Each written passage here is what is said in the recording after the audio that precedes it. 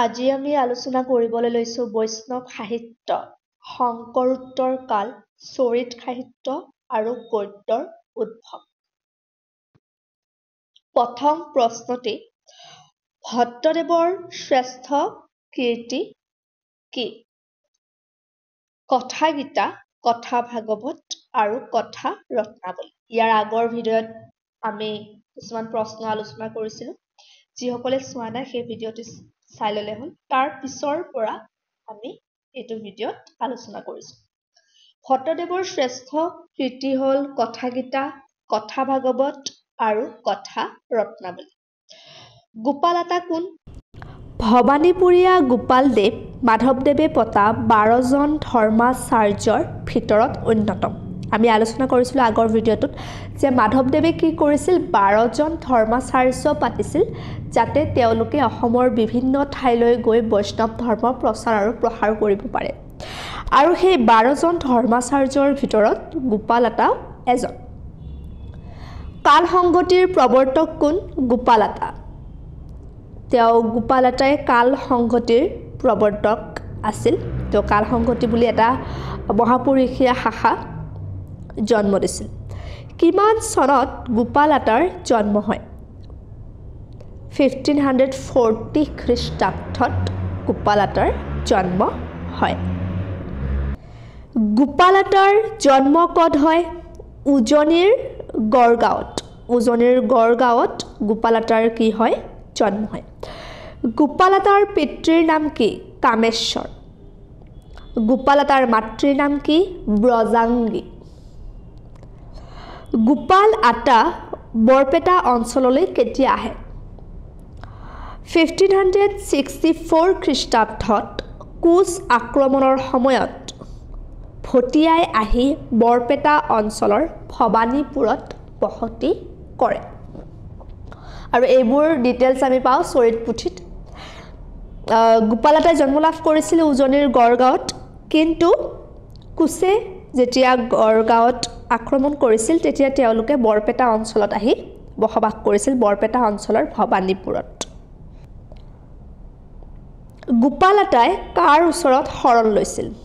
মাধৱদেৱৰ ওচৰত। গোপালাটাই মাধৱদেৱৰ ওচৰত শৰণ লৈছিল আৰু তাৰপিছত তেওঁ বৈষ্ণৱ ধৰ্মৰ প্ৰচাৰ আৰু প্ৰসাৰ কামত লাগিছিল।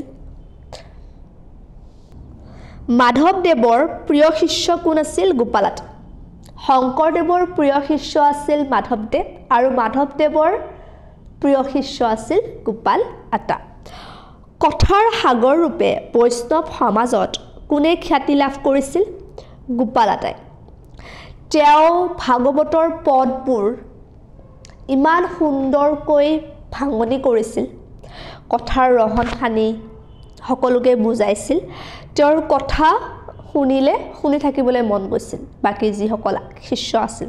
গতিকে তেওঁক বৈষ্ণৱ সমাজত কথাৰ সাগৰ ৰূপে উপাধি দিয়া হৈছিল। গোপালাটাক কিয় কথাৰ সাগৰ বুলি কোৱা হৈছিল? গোপালাটাই অতিশয় মনত লগাকৈ সাধু, দৃষ্টান্ত, উদাহৰণ আদিৰে ধৰ্ম বিষয়ক কথাবোৰ বুজাব পাৰিছিল। তেওঁ এক্সাম্পলছ দিছিলে যিকোনো এটা কথা বুজাওঁতে, ভাঙনি কৰোঁতে, আৰু তাৰ কাৰণে তেওঁৰ কথাবোৰ শুনি ভাল লাগিছিল। সেয়েহে তেওঁক কথাৰ সাগৰ ৰূপে বৈষ্ণৱ সমাজত উপাধি দিছিল। কিমান চনত গোপালাটাৰ মৃত্যু হয়? 1611 চনত। 1611 চনত গোপালাটাৰ মৃত্যু হয়। গোপাল আটাই ৰচনা কৰা অংকীয়া নাট কেইখনৰ নাম কি? উদ্ভৱযান, জন্মযাত্ৰা আৰু নন্দোৎসৱ। এইকেইখন তেওঁৰ অংকীয়া নাট। গোপাল মিশ্ৰ কোন? গোপাল আটা আৰু গোপাল মিশ্ৰ দুজন পৃথক ব্যক্তি, কনফিউজন হ'ব নালাগে। গোপাল মিশ্ৰ হৈছে দামোদৰৰ শিষ্য আৰু খুদিয়া সত্ৰৰ প্ৰতিষ্ঠাতা, আৰু গোপাল আটা আছিল কাল সংগতিৰ প্ৰৱৰ্তক আৰু প্লাছ মাধৱদেৱৰ শিষ্য। গোপাল মিশ্ৰৰ জন্ম কেতিয়া হয়? 16শ শতাব্দীৰ মাজভাগত গোপাল মিশ্ৰৰ জন্ম হয়। ভট্টদেৱে গোপাল মিশ্ৰক কি বুলি সম্বোধন কৰিছিল? ভট্টদেৱে গোপাল মিশ্ৰক সখী বুলি সম্বোধন কৰিছিল গোপাল মিশ্ৰ আৰু ভট্টদেৱ একে সময়ৰে আছিল ভট্টদেৱে গোপাল মিশ্ৰক সখী বুলি সম্বোধন কৰিছিল আৰু গোপাল মিশ্ৰই ভট্টদেৱক সখী বুলি সম্বোধন কৰিছিল মানে তেওঁলোক ফ্ৰেণ্ডছ আছিল গোপাল মিশ্ৰই ৰচনা কৰা গ্ৰন্থকেইখনৰ নাম লিখা ঘোষাৰত্ন শংখচূড় বধ আৰু মহিষাসুৰ বধ এইখিনিতে এটা কথা কৈ থওঁ যে তেওঁৰ শংখচূড় বধ আৰু মহিষাসুৰ বধ পুথিকেইখনৰ বিষয়ে কণ্ট্ৰভাৰ্চি আছে তেওঁ ৰচনা কৰা নাই উদ্ধাৰ হোৱা নাই এনেধৰণৰ তেওঁ এটা জাগাত কোনোবা এটা ঘোষাৰত্নতে সম্ভৱতঃ তেওঁ উল্লেখ কৰিছিল যে এইখন কিতাপ তেওঁ ৰচনা কৰিছে কিন্তু সেইকেইখন উদ্ধাৰ হোৱা নাই বা পোৱা হোৱা নাই এতিয়ালৈকে ভাগৱত আচাৰ্যই ৰচনা কৰা গ্ৰন্থকেইখনৰ নাম লিখা কথাসূত্ৰ সাততন্ত্ৰ আৰু গীতখাৰ এইকেইখন হৈছে ভাগৱত আচাৰ্যই ৰচনা কৰা কেইখনমান পুথিৰ নাম এতিয়া ভাগৱত আচাৰ্যৰ বিষয়ে ডক্টৰ সত্যেন্দ্ৰনাথ শৰ্মাই অসমীয়া সাহিত্যৰ সমীক্ষাত্মক ইতিবৃত্তত উল্লেখ কৰিছে যে তেওঁৰ ভাগৱত আচাৰ্যটো নাম নহয় উপাধিহে বুলি তেওঁ মন্তব্য কৰিছে কাৰণ তেওঁৰ বিষয়ে কোনো ধৰণৰ একো তথ্য পোৱা নাযায় তেওঁৰ জন্ম ক'ত হৈছিল পিতৃ মাতৃ কোন আছিল তেনেকুৱা কোনো ধৰণৰ ডিটেইলছ পোৱা নাযায় গতিকে ভাগৱত আচাৰ্যৰ বিষয়ে বেছি যদিও পোৱা নাযায় ভাগৱত আচাৰ্যই নিজে তেওঁৰ লিখনিত তেওঁৰ পিতৃৰ পৰিচয় আৰু তেওঁ কাৰ শিষ্য আছিল সেয়া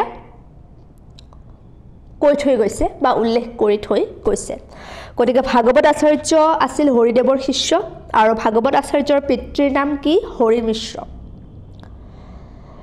গোবিন্দ মিশ্ৰৰ জন্ম কেতিয়া হয় খ্ৰীষ্টীয় 16 শতাব্দীৰ মাজভাগত গোবিন্দ মিশ্ৰৰ জন্ম হয় বুলি এটা অনুমান কৰা হৈছে তেওঁৰ জন্মস্থানৰ বিষয়ে কোনো ধৰণৰ সঠিক তথ্য পোৱা নাযায় কোনোবাই উল্লেখ কৰিছে যে গোপালাটৰ পৰা ধৰ্মধৰা আহতগুৰিৰ শ্ৰীৰামাতাৰ পিতৃ বুলি গোবিন্দ মিশ্ৰক আৰু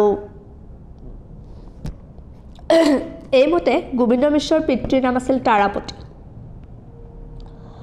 পিতামহ কলাপচন্দ্ৰ কিন্তু এই বংশৰ যি পৰিচয় সেই পৰিচয় বিশ্বাসযোগ্য নহয় বুলি ডক্টৰ সত্যেন্দ্ৰনাথ শৰ্মাই উল্লেখ কৰিছে অসমীয়া সমীক্ষাত্মক ইতিবৃত্তত